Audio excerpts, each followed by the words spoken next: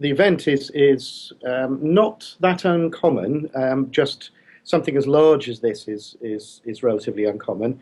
It's a chunk of rock entering the atmosphere, and what we see is when we see the really bright meteor or a fireball is not the object burning. It's the energy of the very high speed entry into the atmosphere, ionizing gases in the atmosphere and producing a glow.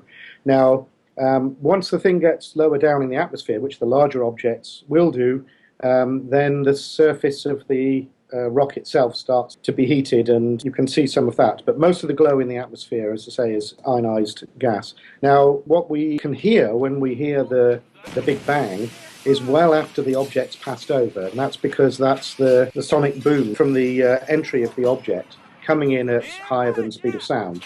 So imagine just where you have an aircraft flying over and you hear it at supersonic speeds and you hear the sonic boom afterwards. This is the same thing. But of course the object is probably 50 kilometers up in the atmosphere, and so the boom may take more than a minute to reach us on the ground.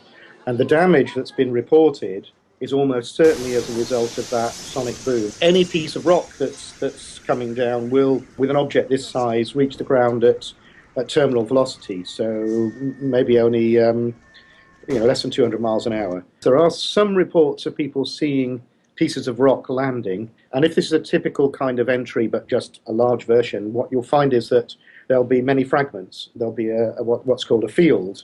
So there may be one very large piece, but then many fragments that have come off it, and they'll be spread over a relatively large area. It's not that uncommon. Something as bright as this, as powerful as this, is probably not something that happens every year, but it's something that will happen every decade or so.